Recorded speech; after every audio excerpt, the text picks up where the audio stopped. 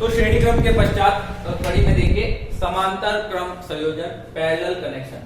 Parallel connection कैसा होता है कि जब R1, R2, R3 तीन प्रतिरोध हैं, इनको इस प्रकार संयोजित किया जाए कि इनके राइट सिरा, राइट एंड जो वो एक तरफ और लेफ्ट एंड, लेफ्ट सिरा जो है एक तरफ, और इन तीनों को हम जोड़ दें और इस टाइप। तो ये जो कनेक्शन बनता है इसे हम समांतर क्रम संयोजन कहते हैं। तो बेसिकली एक पंक्ति में सारे लोग खड़े हैं, उनके राइट हैंड को आपने एक धागे से बांध दिया और लेफ्ट हैंड को एक धागे से बांध दिया, तो इस प्रकार का संयोजन जो है वो समांतर क्रम कहलाता है। श्रेणी क्रम में क्या किया था आपने, मानव श्रृंखला बनाई थी गोल चेन, जिसमें राइट लेफ्ट से लेफ्ट अगेन उसके राइट से इस तरफ से अटैच था। तो यहां देखिए जब इस संयोजन को मैंने एक बैटरी सोर्स से जोड़ा, मान लीजिए वो बैटरी सोर्स कैपिटल V है, तो इसके अंदर करंट फ्लो होगी। जैसे ही करंट फ्लो होती है, करंट इस बिंदु पे आती है, तो यहाँ पे धारा विभाजन का नियम लगता है KCL। धारा विभाजन का नियम क्या है कि किसी संधि या बिंदु पर उसमें धारा विभाजित होती है। तो यहाँ मान लीजिए R1 में धारा I1 जाएगी, R2 में I2 और R3 में I3 करंट जा रही है। तो जैसे ही ये करंट जाएगी, इसके अंदर वोल्टेज ड्रॉप होगा, विभव पतन होगा। तो ओम के अनुसार देखिए V1, V2 और V3, मान लीजिए तीन वोल्टेज ड्रॉप हो रहे हैं।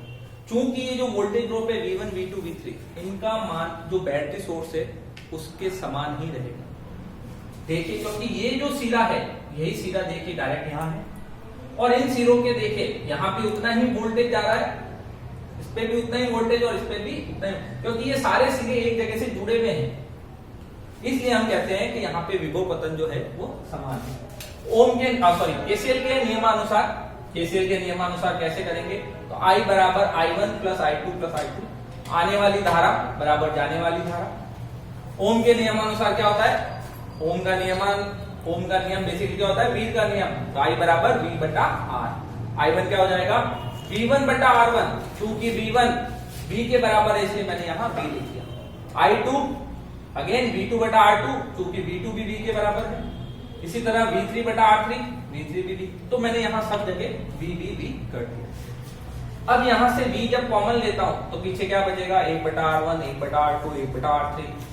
अब देखिए दोनों तरफ से V कट गया, तो आपको फाइनली एक सूत्र मिल गया तुल्य प्रतिरोध का, 1 बटा R बराबर 1 बटा R1 प्लस 1 बटा R2 प्लस 1 बटा R। चूंकि ये तीन प्रतिरोध का सूत्र है, तो हमने एक जनरल सूत्र बनाया कि यदि n प्रतिरोध समांतर क्रम में जुड़े हों तो हम क्या करेंगे, इसको बढ़ाते जाएंगे सूत्र को, डैश डैश डैश प्लस 1 बटा R है। अब मान लीजिए इसमें एक स्पेशल कंडीशन हम रखते हैं कि जितने भी ये प्रतिरोध जुड़े हुए हैं, मान लो ये जो n प्रतिरोध जुड़े थे R1, R2, R3 and so on Rn तक, इन सभी का मान एक जैसा हो, स्मॉल r, तो जो तुल्य प्रतिरोध प्राप्त होगा उसका सूत्र होगा R बराबर स्मॉल r बटा n। तो जो भी ये वैल्यू है उसमें आप डिवाइड बाई n कर दीजिए। जैसे मैंने यहाँ देखिए राउंड सर्कल में दिखाया है कि 2 ओम के 20 प्रतिरोध जुड़े हैं, तो समांतर क्रम में इनका तुल्य प्रतिरोध कितना होगा, तो डायरेक्ट आपको ये सॉल्व करना है। एग्जाम में जब भी आएगा तो R बराबर स्मॉल r कितना है, 2 ओम बटा n कितना है 20, 2 बटा 20, 1 बटा 10 ओम। तो ये जो 1 बटा 10 ओम इसका डायरेक्ट आंसर होगा। अब देखिए समांतर क्रम में क्या होता है, विभव समान रहता है, ये मैंने यहाँ चर्चा कर ली। तुल्य प्रतिरोध का मान जो है वो जो मिनिमम रेजिस्टेंस आपका होगा उसमें, उससे भी कम प्राप्त होगा। जैसे यहाँ पे मैंने दिखाया है कि ये जो तीन रेजिस्टेंस हमने जोड़े थे, इसमें मिनिमम रेजिस्टेंस कौन सा है, 10 ओम। तो जो तुल्य प्रतिरोध समांतर क्रम में प्राप्त होगा उसका मान 10 ओम से भी आपको कम मिलेगा। ये होता है श्रेणी क्रम और समांतर क्रम के क्वेश्चन को वापस वेरीफाई, आप चेक करने का एक तरीका। अब देखिए कि केवल 2 प्रतिरोध समांतर क्रम में जुड़े हो, ये आपने बहुत बार सूत्र पढ़ा हुआ है। इसको सॉल्व कैसे करते हैं, तो 1 बटा R बराबर 1 बटा R1 प्लस 1 बटा R2। 1 बटा R1 और R2 क्या हो जाएंगे, सफल लेंगे, लघुत्तम समापत्य, तो इन दोनों को गुणा यहाँ लिख दिया। R1 को जब इसमें डिवाइड करेंगे तो R1 हट जाएगा, बचेगा क्या R2, तो वो R2 ऊपर लिख लेते हैं, plus as it is R2 को जब डिवाइड करते हैं तो R2 हट जाएगा, R1 जो बचा उसको हम ऊपर लिखेंगे। अब क्या करेंगे, समांतर में हम क्या करते हैं, पूरा सॉल्व करते हैं, फिर उसको रिवर्स कर लेते हैं। तो रिवर्स कर लिया, 1 बटा R है तो R बन जाएगा, यहाँ R1 R2 नीचे था वो ऊपर आ गया, बटा R2 प्लस R1 को मैंने क्रम में जमा दिया, R1 प्लस R2। तो ये एक सूत्र बन जाता है R बराबर R1 R2 बटा R1 प्लस R2।